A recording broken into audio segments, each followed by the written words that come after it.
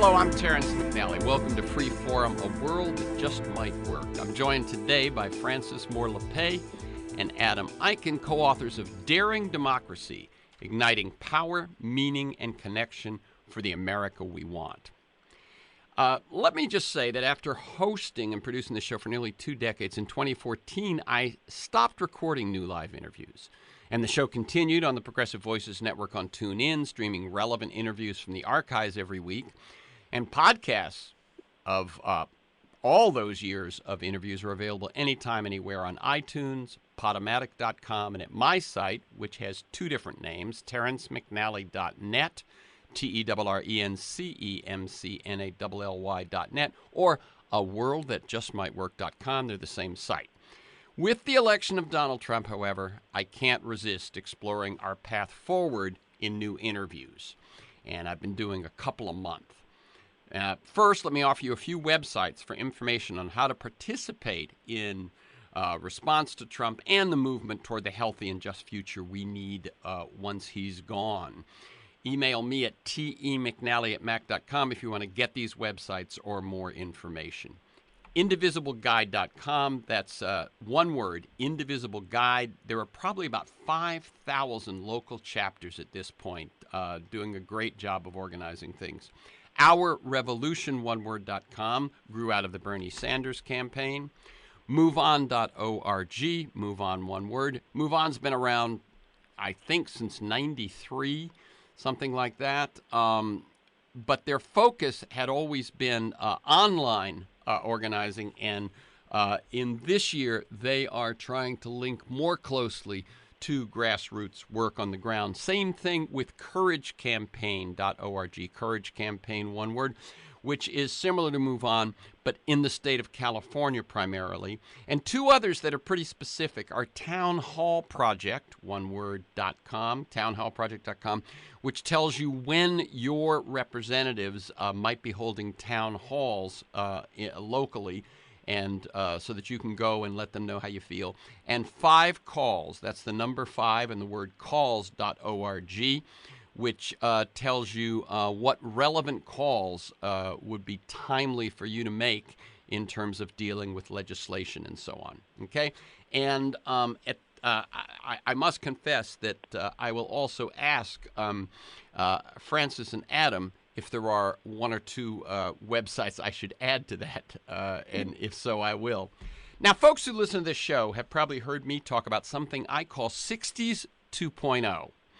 I'm not the first to notice that young people today share many of the values of young people in the 60s, questioning consumption, valuing balance, caring for nature, spiritual but maybe not religious, money's not the most important thing, liberation and justice for all, African Americans, Latinos, Native Americans, immigrants, LGBTQ, etc., war as a last resort, leaders not necessarily to be trusted, not accepting what our parents offered us, and believing change is possible.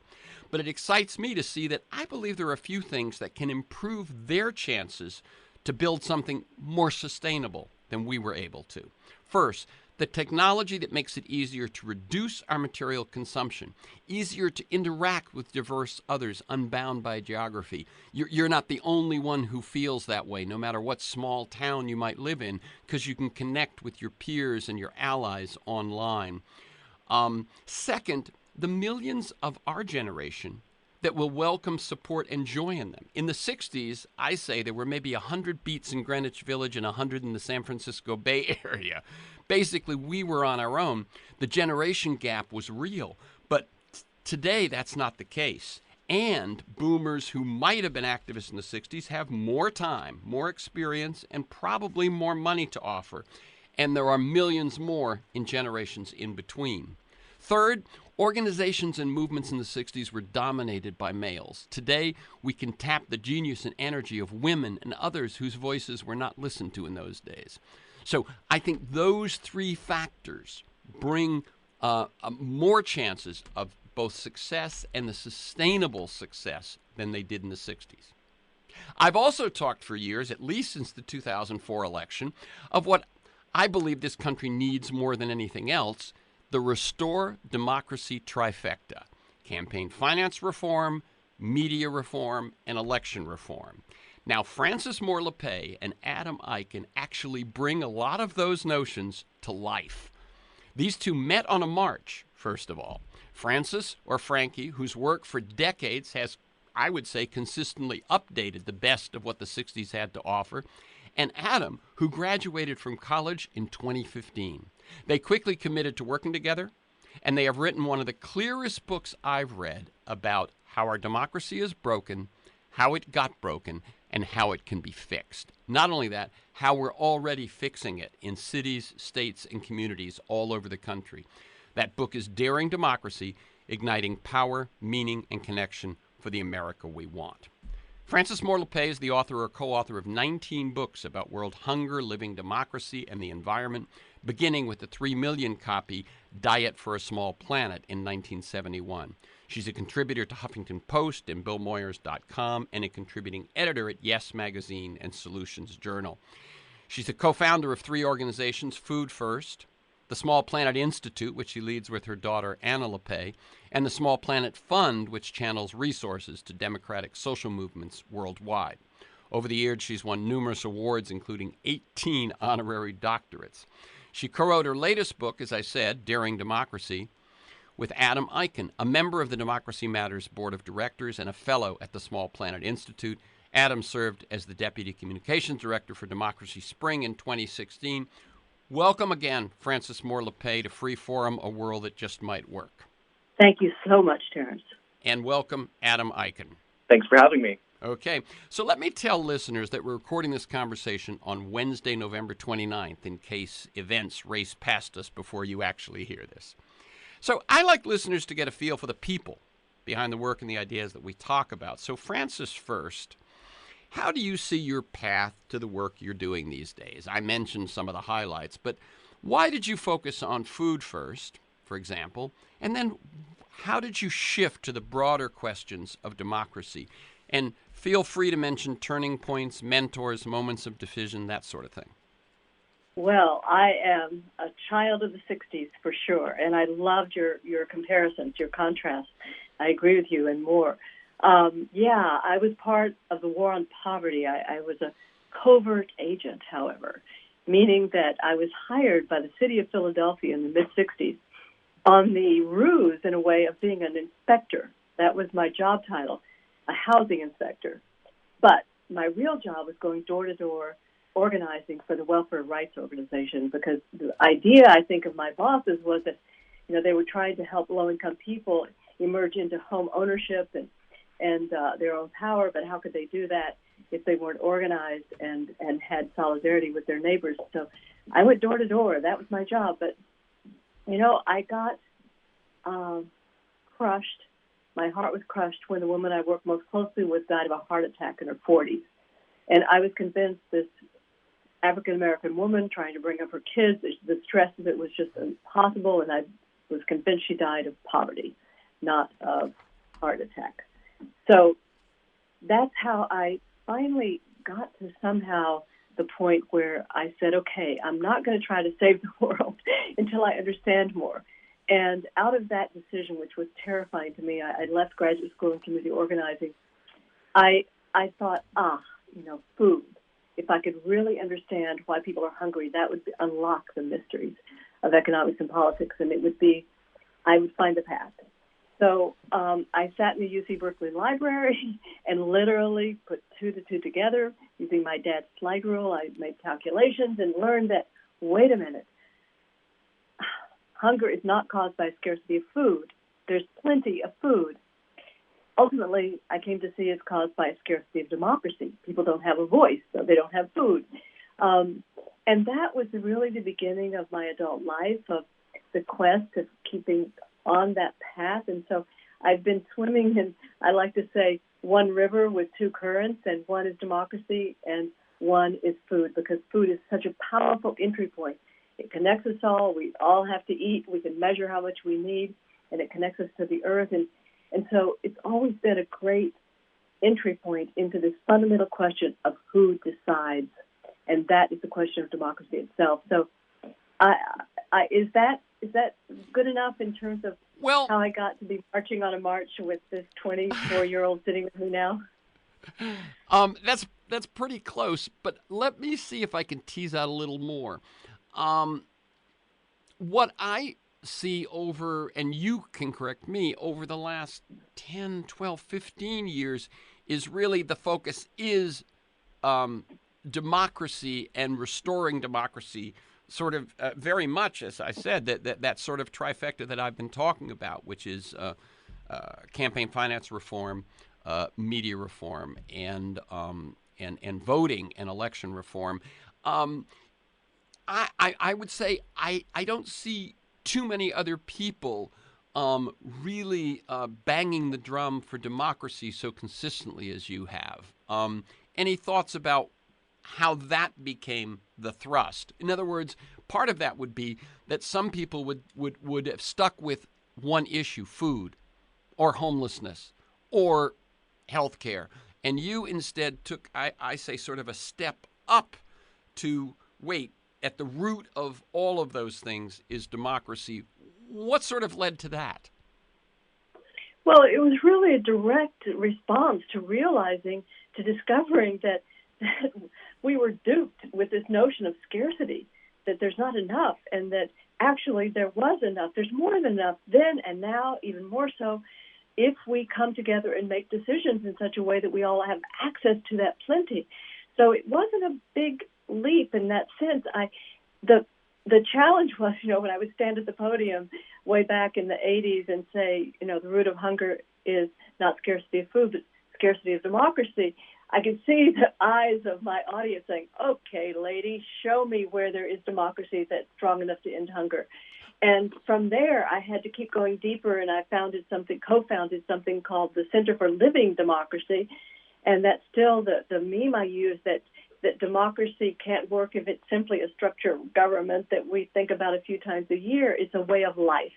And I hope we bring out, Adam and I, in Daring Democracy, that it is a thrilling way of life and that it meets our deepest needs for voice, for power, that is, our need for connection with one another and our need for purpose in our lives. So it's really was never a big step for me to say the words. The step for me that has been challenging is how do I do that? How do I help create democracy?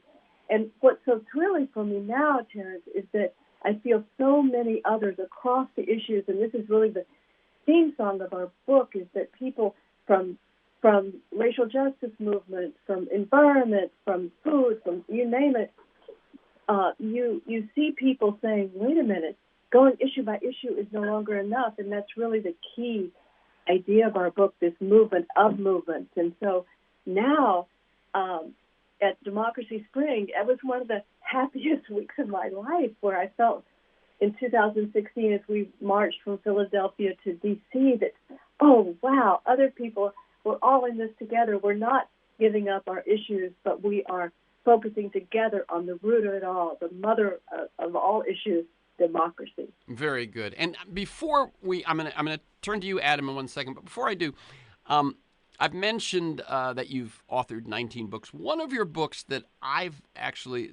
interviewed you on, and by the way, at the website you can find 2 or 3 interviews with Frances in the past, but one on your book, Echo Mind, and where Daring Democracy has big ideas, but it also has very practical, this is what's happening in Oregon, this is what's happening in Maine. Echo Mind was more, how do we look at things?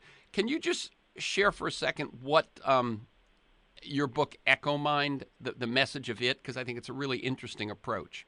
Yes, thank you so much. Well, that was really coming also directly out of that aha moment in UC Berkeley Library, when I realized that scarcity was a false frame. And then over the decades, I realized, wait a minute, scarcity is not just a false frame about food, but about everything, including the environmental movement messaging to try to get people to act to save our planet often was couched in a fear. I feared it was a fear message of, oh, we've got to cut back, we've hit the limits. And I felt that so many people on this planet are already feeling that they're struggling, they're so trapped, that I wanted to suggest an alternative way of seeing, and that is from going from the limits frame, the scarcity frame, to a frame of alignment. That if we truly understand the world through the lens of ecology, through relationships, I love to quote Hans-Peter Durer, the physicist in Germany, who said to me once, Frankie, in biological systems, there are no parts, there are only participants. So if we see ourselves connected, always interacting, and that if we then can grasp that as we align with the laws of nature, particularly in agriculture, for example, but also in energy in every way, that there's more than enough for all of us, so that we don't have to live in the fear frame of limits. You know, we've banged our head against the wall somehow, and we have to cut back. That's not a very winning message. And so EcoMind is really about this kind of reframing, and I go through a number of reframes around the environmental messaging, but the core one is to shed this fear frame of scarcity and to move into an alignment frame in which we are all connected. Change is the only constant, and therefore we are all co-creators together of our reality. Mm-hmm. And then we can move into a mutual accountability instead of the blaming culture that is so much of an impediment today. Yeah, it's almost like you ask at any point, what would nature do? And how would nature handle this? And so I've dealt with biomimicry and that notion. It's often thought of mainly in a technological thing. You know, how do you, build ceramics that are as strong as abalone shells? But I think what you're doing in EcoMind is saying it not only applies to technologies, but it applies to processes, it applies to systems, and that we begin to view our communities, our families, our societies as ecosystems. We'll see that cutthroat competition is not actually what's going on at the ecosystem level, but that it's much more, as you say, alignment and cooperation.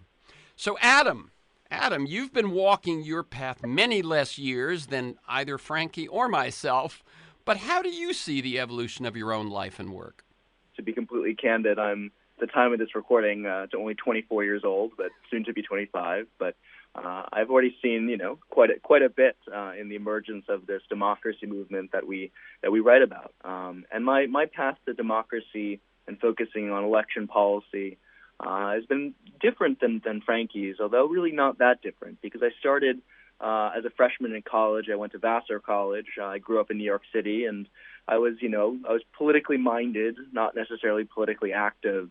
And it just so happened that in basically my first 3 weeks of college in 2011, the Occupy Wall Street movement broke out.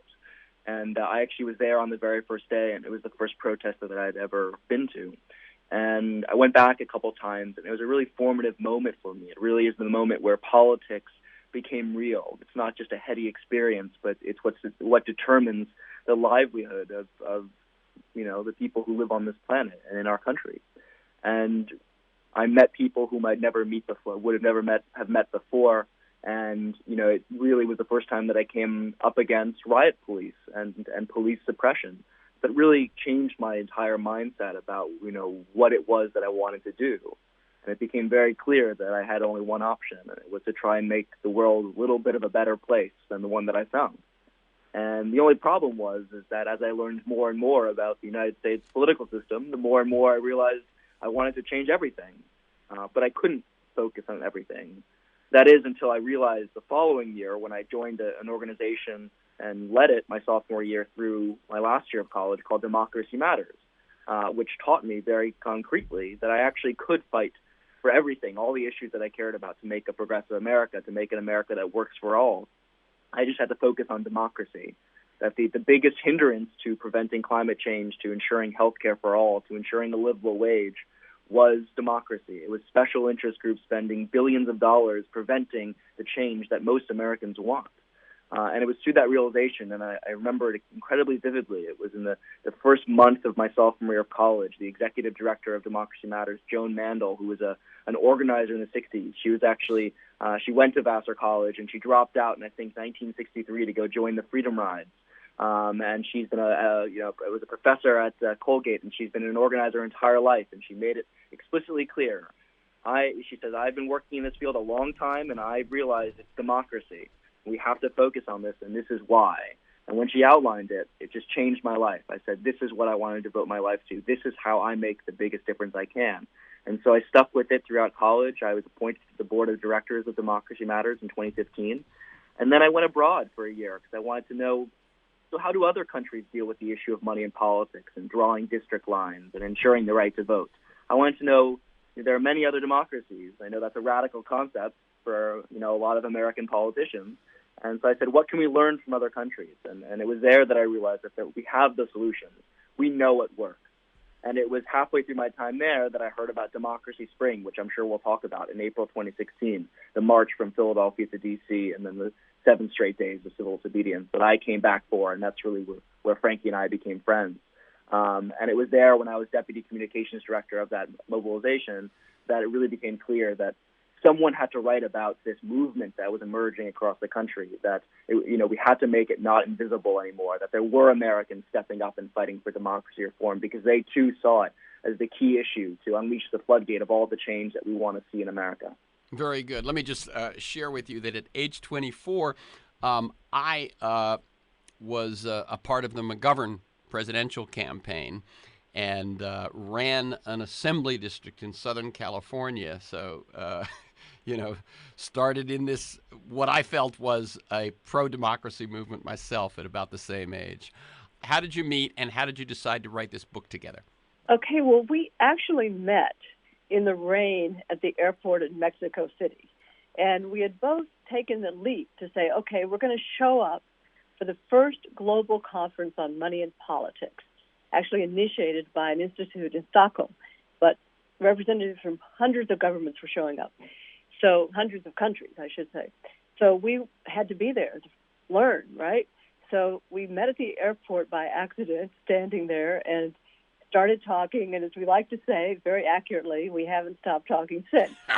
So that was our opening, and we were kind of shocked at how little we had to contribute to the conversation there in Mexico City. Yeah, I mean, that was actually really where we started to become friends because, at that conference, all of these, brilliant minds from across the world were debating issues like what is the best threshold off of which to offer public financing of elections? Like how do you qualify for public financing? What is the best way to reduce election costs and stuff like this? And all of the conversations were so outside of where we were in the United States. We were saying, what's the threshold for public financing? The question we have to ask is, how do we get public financing of elections? Right. And so, the American contingent, there were really only a select few of us. We just kind of hung out with each other and had some really, wonderfully deep conversations about, our hopes and dreams for how to make our democracy in our own country more representative. And so Frankie and I got to know each other then. We had a couple meals together and started these conversations. And as I said, it really was on that march from Philadelphia to D.C. in April 2016 where we became friends. I mean, I don't know if any of your listeners have ever been on a hike, let alone a 9-day march. There's not much to do except talk. No one had their earphones in. No one had, a TV out. I mean, people were just talking. And there were about 150 of us marching that 140 miles. And the incredible thing is, two incredible things. Everyone was talking. Every 30 minutes, people would change partners almost and talk to someone new and get a new, life experience and learn from them. But it soon became clear that, Frankie and I continuously just kept talking. Throughout each day, we just pick up our conversations about, so what does a democracy look like in the United States? What are the things that we should be fighting for? And slowly but surely, we realized that being a part of Democracy Spring was actually was a bigger moment than I think anybody was really giving it credit for. Because what it was kind of the emergence, the emergence of the public face of this democracy movement. Because the thing about Democracy Spring, for your listeners who don't know, it was a mobilization that was endorsed by about over 140 organizations. And these organizations ranged from labor groups to racial justice groups to environmental groups to the classic good government groups. And so it was all of these issue groups who said, okay, we're not going to make progress on our issues until we fix democracy first, right? This core change in understanding about how do you organize in America. And these groups are realizing that we have to fix our democracy. And so when they came together to endorse Democracy Spring and another mobilization that came right after called Democracy Awakening, which had over 200 organizations endorsing it among some of the biggest players in American politics, it was really then that Frankie and I, said, okay, there's something going on here. That the democracy movement, as we see it, is grassroots, but it's not just the traditional players. It's not just the usual suspects. Something's changing. And that was the basis for our book. We said we have to write about this real shift in organizing about democracy in America, that something amazing is happening and people don't know it. Okay. And one of the people who showed up on part of that march was a friend of ours, Josh Silver, who founded Represent Us. And he gave us a metaphor that explains a bit of what we were witnessing there with these issue groups actually coming together around democracy. He looked at me once and he said, Frankie, you can love two children at once. And he knew I had two kids. And I said, oh, I get it. I don't have to give up my food passion to be a democracy champion and stalwart. So we use that metaphor a lot. And I think a lot of us on that march were feeling that intuitively, that it wasn't about giving up an issue. It was about going deeper into that issue to go to the root. For those of you who do a little etymology, the root of the word radical is root. That to be radical is to approach something from the root. And most people think it's to be, wild-eyed or way out on the fringe, but it's really to deal with roots. And the other thing I take from looking at nature is that if you want to solve a problem before it gets more and more complex and more difficult, you solve it upstream. And that's very much what this democracy movement is about. It's about, two metaphors you can use are looking at the root and looking upstream. So you found that you guys had no trouble talking, and especially talking when you were walking. But what's the working process together? One thing I will say about this book, Daring Democracy, I highly recommend it. One of the reasons I highly recommend it is it's only 163 pages. It is jam full of content, but you did a very good job of not just going on and on. What's your writing process like? Well, that's the kind of book we both like to read, first of all, so we had to write one that we'd want to read. Second of all, we were under an intense time pressure because of the results of the election to get this book out in September, get it out in the fall of this year. We had to work fast, and we had a clear word limit.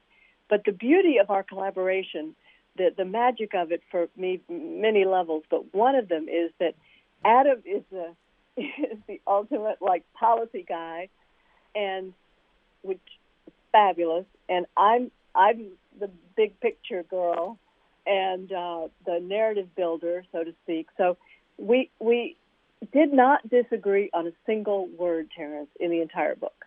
And we joked that we did disagree on a word. It was on the back cover, and that word was "the." We couldn't decide whether it needed one or not.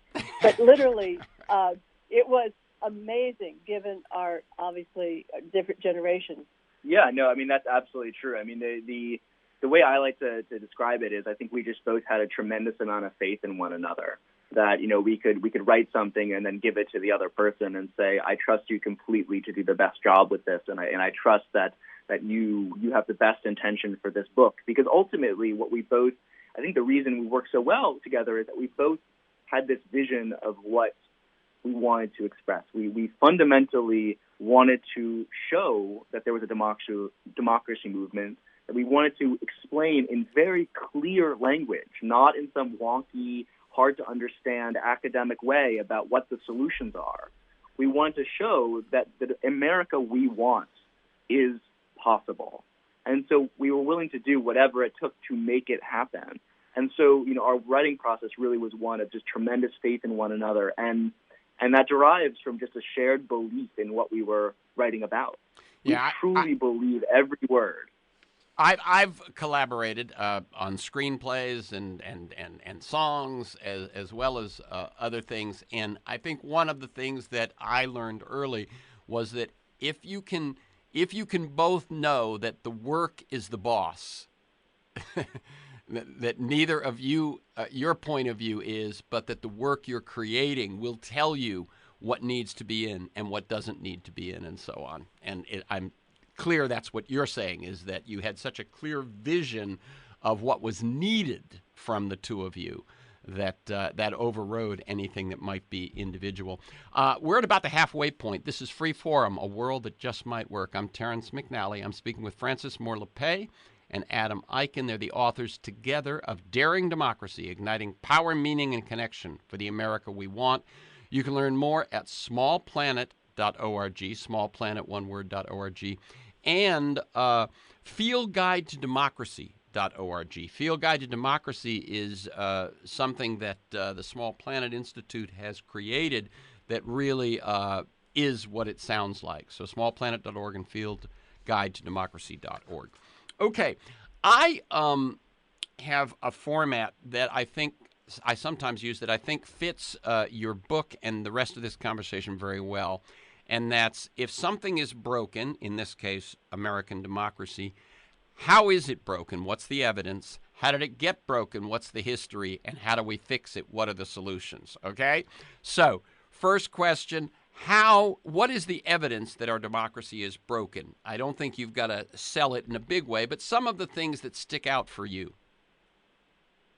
Well, I think that, the wonderful thing about writing this book is that on this question of how it's broken, it's not very controversial. The overwhelming consensus across America is exactly that people are powerless. And the data and the evidence shows exactly that. One of our favorite studies that we like to cite is a analysis of the years, the 1980s to early 2000s. And it shows that the average American citizen has near zero influence on public policy, whereas the wealthiest among us have significant influence. And that was that was the study by Galen and what's the other person's name? Gillens and Page. Gillens and Page. Two professors. Yeah, two Princeton professors. And what they point out is that when the public agrees with the wealthy, then things happen. When the public disagrees with the wealthy, if anything happens, it's what the wealthy want. Exactly. And frankly, it's not just about money and politics. And that was, that's a key point that people have to understand. When people have to wait hours upon hours to vote, or if there aren't polling locations anywhere near their places of residency, or if they can't vote because of a voter ID law because they lack the proper form of identification, when they can't vote in a district that is fairly drawn, or when the map is rigged by the politicians that control the maps. These are examples of a representative system that is not working.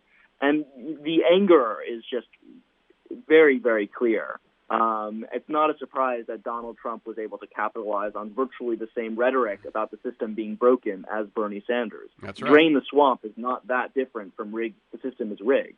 And, 85% of Americans want fundamental change in the way we fund our elections. 75% of Americans feel that they themselves have too little influence in Washington, D.C.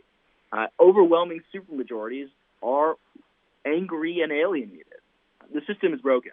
People do not feel like they're being heard. Steve Bannon, in his 60 Minutes interview, one of the most striking things was, I think, the very last lines when he said, "There will be a populist revolution. The question is whether it will be from the left or from the right."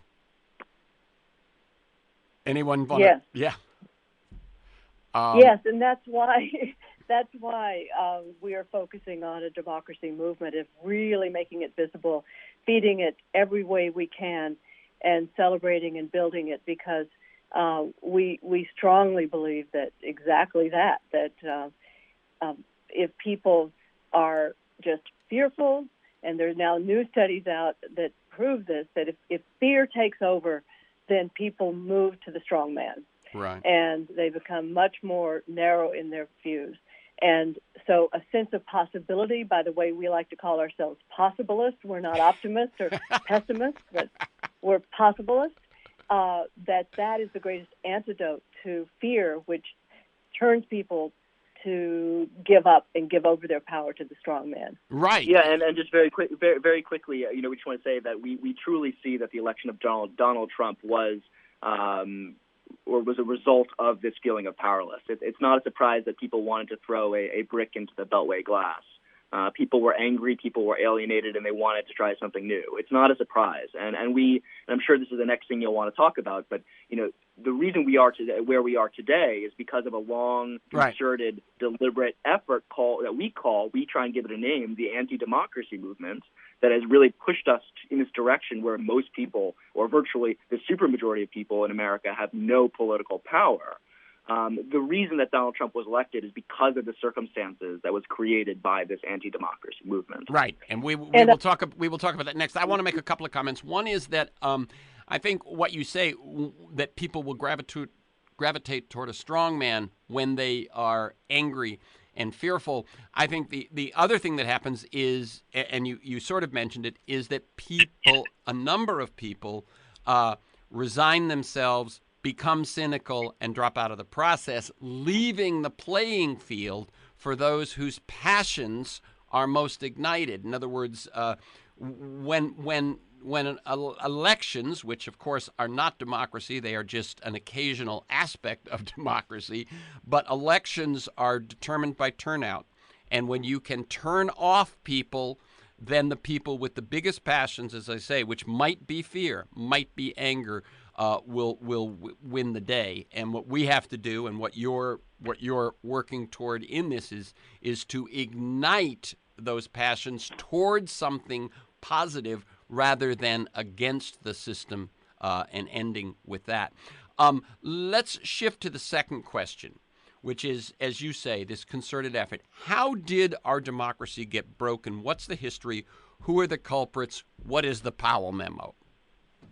Okay, before we get to the Powell memo and the anti-democracy movement per se, I just want to ground us in the economic mythology of our country that has created so much suffering that people are vulnerable then to this fear message. That we call it brutal capitalism is where we are.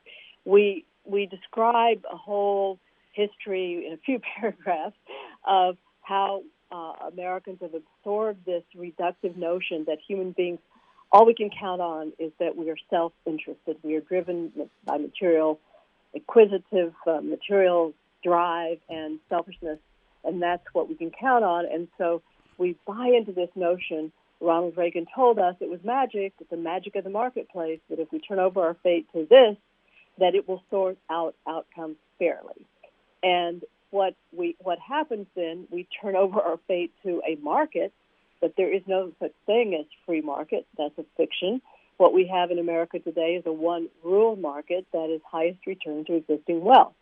So wealth accumulates to wealth until a tiny handful today of Americans control as much wealth as the bottom half of us.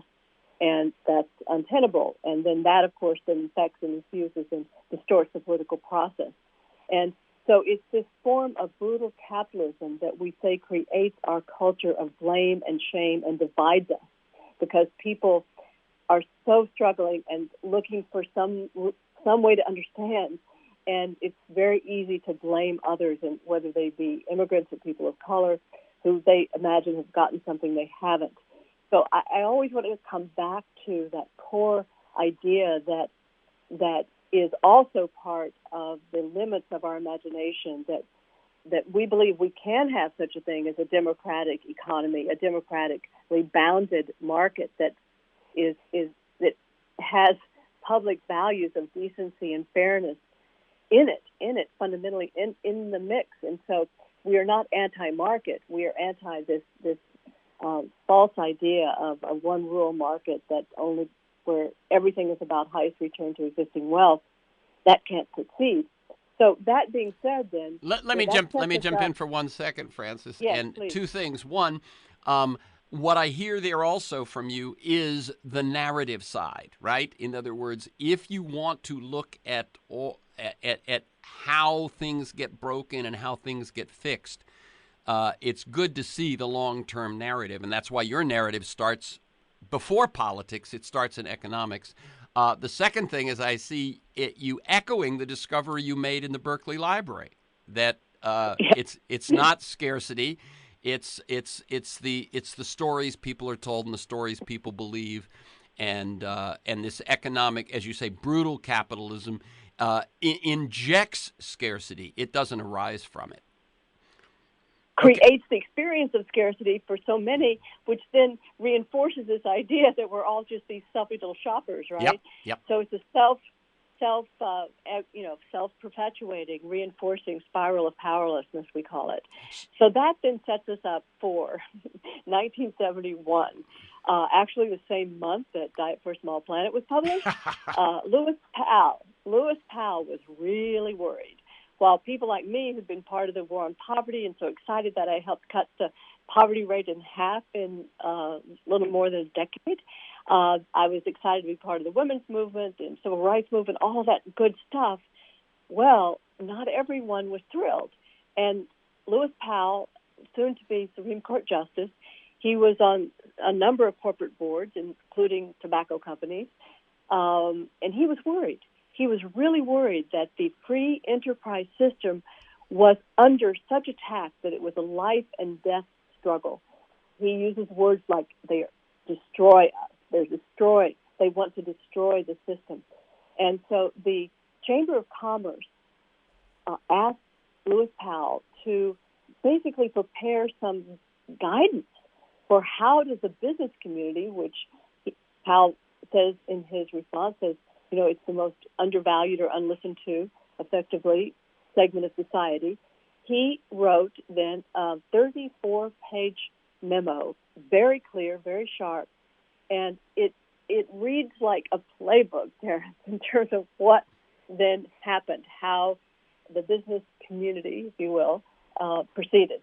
And there are basically two main categories that came out of the Powell memo, and then basically a cabal of billionaires took up the mantle as well, and then added to this playbook. And basically, so what came out of it, what became the framework of what we call the anti-democracy movement, two big categories. The first, manipulate the mindset. The second, rig the rules. So what do we mean by manipulating the mindset? What we mean is we have to alter the way Americans think about the economy and government. And so that means the handful of billionaires and corporations start funding at a massive rate think tanks. Heritage Foundation and Cato Institute are probably two of the best examples. Think tanks that will disperse white papers and public policies that suggest that the only thing we can do to make our society work is turn everything over to the, quote, free market, even though we know that's a myth. So privatize everything. Make sure that government can't function. Funding chairships and professorships at universities that teach fringe subjects, or were then fringe, like law and economics, which try to infuse the rational self-interest of the Milton Friedman-style economic theory into the legal field. They funded chairships at Harvard and the University of Chicago. They also altered text. They funded textbooks for grade school to grad school. And the list goes on and on and on. Alter the way the media works. Allow for consolidation of media. Get rid of the fairness doctrine. Appoint FCC commissioners that did not believe in the public good of airwaves. And one of our favorite examples, and what we think is probably the most potent, is delegitimize government itself. So whether through think tanks producing policy or white papers that show government is, quote, inefficient, or just making the function of democracy or of government not work. So one of the examples we love to use is Newt Gingrich, who said that the partisan fight has to be fought with the scale, duration, and savagery of civil war. And he became Speaker of the House in 1994. So politics is war. And you see that in the Obama era, where the filibuster is used at an unprecedented rate, just literally making government unable to function, where you see there's a government shutdown costing the taxpayers $24 billion.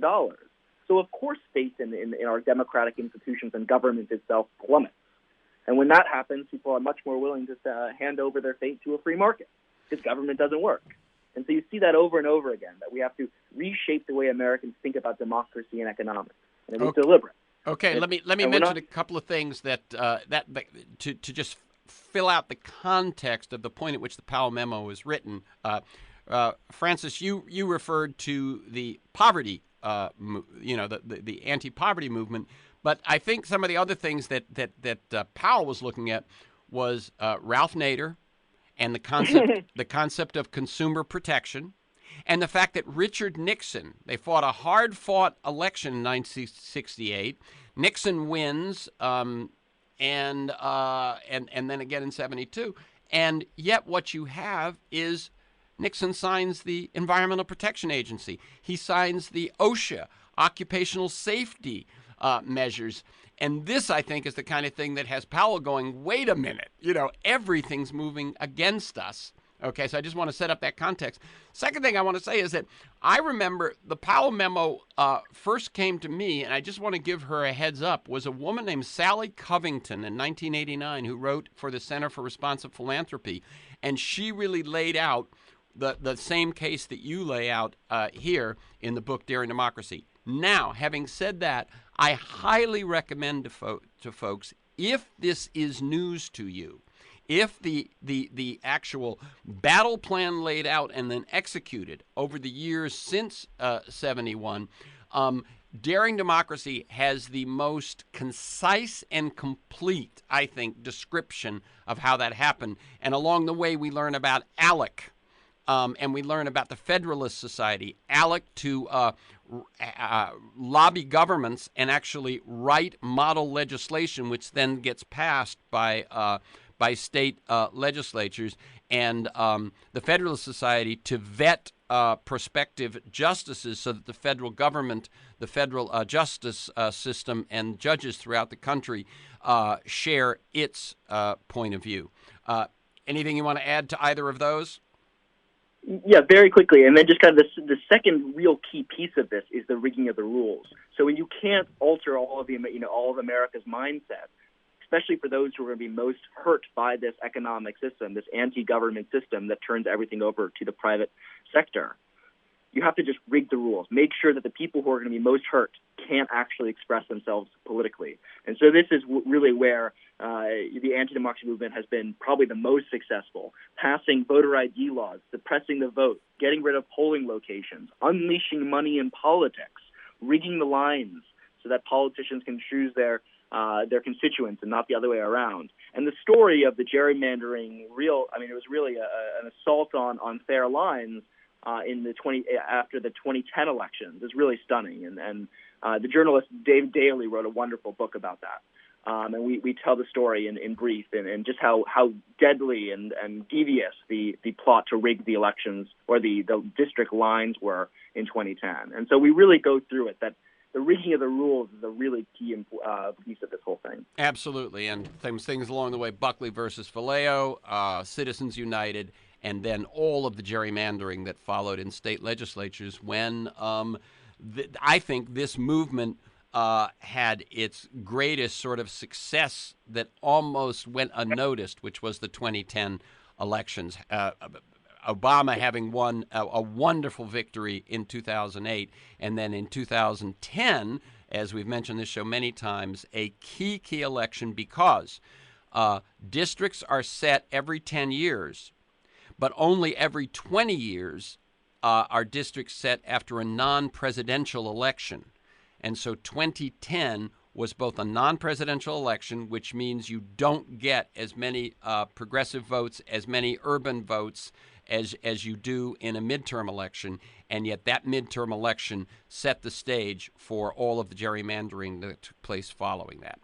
Okay, again, turn to this book, 163 pages. It will lay out that case. So now we've answered how do we know it's broken and how did it get broken in brief.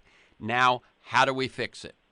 What are the solutions? And jump in with specific examples. Let me just do one preface comment, and that is that it is not the magnitude of the challenge that crushes the human spirit. It's only feeling useless, feeling futile. And so our book is to show exactly through stories that we are not powerless, we can act effectively. And so we go through the the stories of people who most inspired us. And one state is the state of Maine, where in 1996, Mainers were really upset about the trucking industry lobby that had overwhelmed and caused a lot of harm. And so they said, okay, we're going to institute public financing of elections, and we've got to pass this system to make it work, where you step up as a candidate and you get a small number of small donations from a certain number of people, and then you get public matching. You get public funds to go for it. Well, the campaign started, and they reached out to a polling outfit to say, would you poll this question? And the polling outfit said, no, it would be unethical for us to do that, to take your money, because you have no chance of winning. Well, in 1996, 12% advantage over the naysayers, and they went forward with clean elections in Maine. And so that now I believe it's up to back up around 80% of legislators in the Maine legislature have run using public money. So people like my friend Deb Simpson, a waitress in a small town in Maine, could run and win 5 times and become a distinguished leader. And now there are more members of the working class, percentage-wise, in the Maine legislature than any other state. Okay, and very quickly, if you're under the Maine model and it's spreading, it's how do you qualify? Just so people who have a question of that, how do you qualify for the public money? Well, Deb had to get, this was year 2000, she had to get $5 from 50 people to show that she was a viable candidate. And she said, I'm a waitress, I can do that. And she did. I know how to get tips, exactly. So you show that you have support, and then that puts you in a position to gain the public support. Okay, Adam, Correct. I cut you off. Go ahead. Oh, no, I was just saying, and that depends on which race you're running for. And there are many different models of public financing across the country. One of them that's most exciting now, which we really didn't even talk about in the book, is Seattle, which very quickly they give every resident of Seattle 4 $25 vouchers that they can give to any of the municipal candidates that they want, the ones that are eligible. In 2017, this past election was the very first one to use these vouchers, and it was a tremendous success. The number of donors tripled. The donors reflected the actual demographics of Seattle, and the candidates that used the public money won against big money-backed candidates. And you see this across the country, that when there's significant public financing, the amount of time people spend fundraising goes way down, and that normal, ordinary, everyday Americans can run for office and have a political voice. But here's the thing. It's not just about money and politics that we're making progress. I'm going to make a very bold claim here, and I think it's one that Frankie agrees with, and I think it's one that our book supports. We have the policy solutions to advance our democracy. We know what we need to do. And there are states across the country that have been experimenting in pro-democracy policy, from early voting to same-day registration to one of my favorites, which is automatic voter registration, so that you get registered every time you interact with a government agency or an eligible government agency like the DMV. And Oregon became the first state to implement AVR in 2015. And in the first 3 months, when it went into effect in 2016, registration tripled. The new registrants tripled in the first 3 months. And so you see outstanding progress, almost 100,000 new voters in Oregon. And since Oregon passed it, 9 states in Washington, D.C. have followed suit, passing AVR, and 1 in 4 Americans now live in a state with automatic voter registration.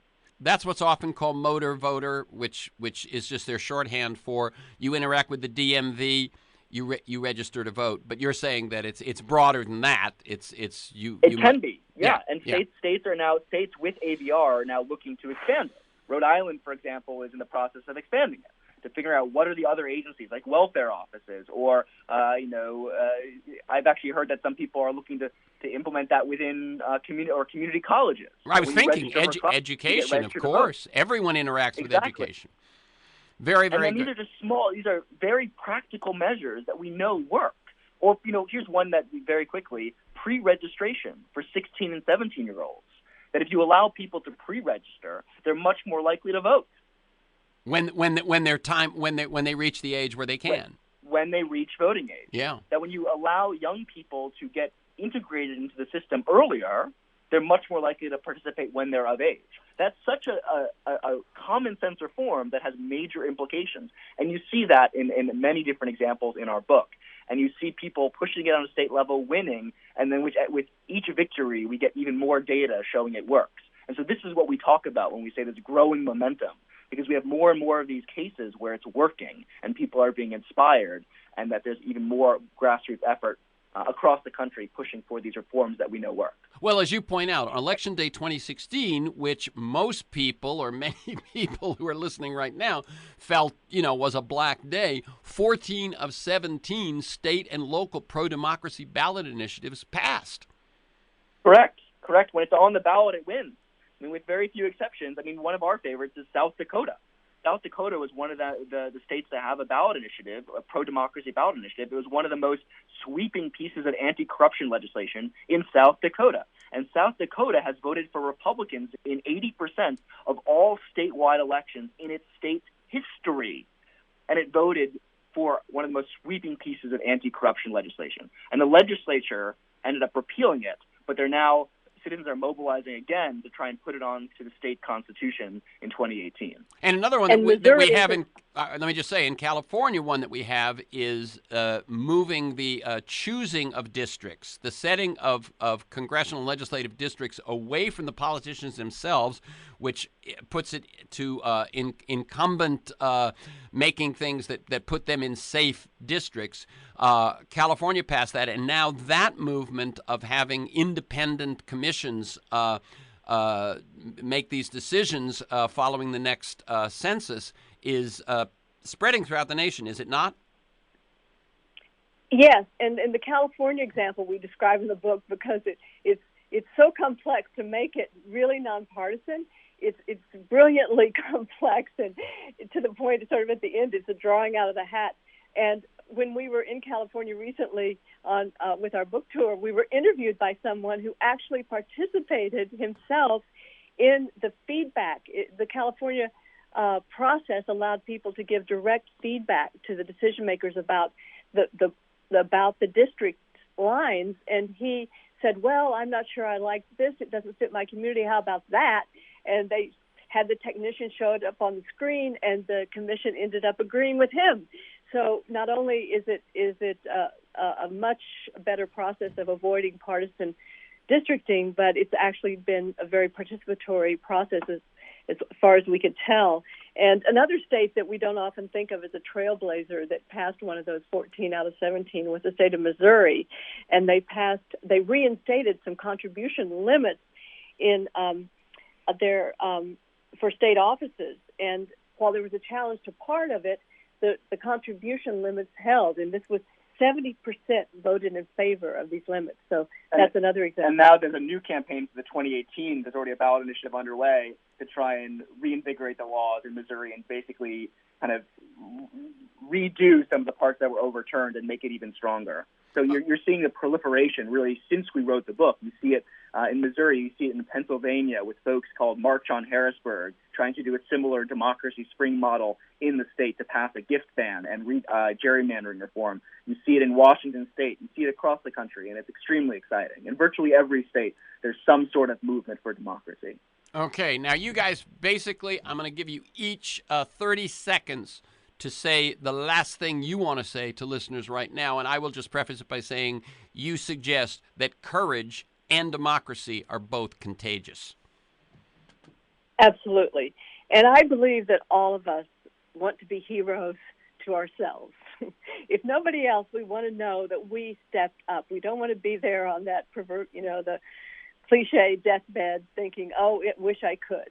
And this is the moment. And so for us, that's why we speak of the thrill of democracy, that it meets these essential human needs to count, to have power, to have a real voice, to connect with others in common purpose. And so this is not a you should. This is what we're saying, that this is a thrilling part of human dignity. It is the essence of human dignity, in fact. And I want to take my 30 seconds to speak to any young listeners. I'm only 24, but one of the things that I've realized about this democracy movement is just how welcoming it is of young people. not only are young people welcome, but they're given leadership positions and the ability to really make the change themselves.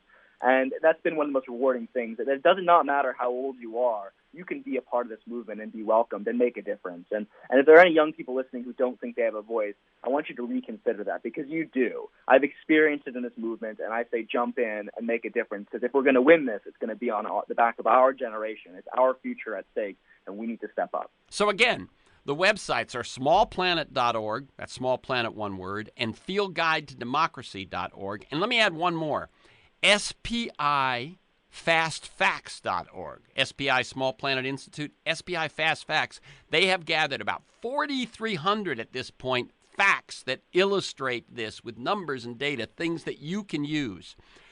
The book is Daring Democracy, Igniting Power, Meaning, and Connection for the America We Want. Thank you, Francis MOORE LAPPE and Adam Eichen. Keep up the good work. For this conversation and many other interviews, articles, transcripts of interviews, and to join me in pursuit of a world that just might work, go to TerenceMcNally.net or aworldthatjustmightwork.com. They're the same website. If you want to receive weekly email announcements telling you who's going to be on, what we're going to talk about, and usually 5, 6, 7 relevant articles, email me at temcnally@mac.com. You can also sign up at my site. You can also subscribe and listen to the Freeform podcast on iTunes. Please share this podcast widely.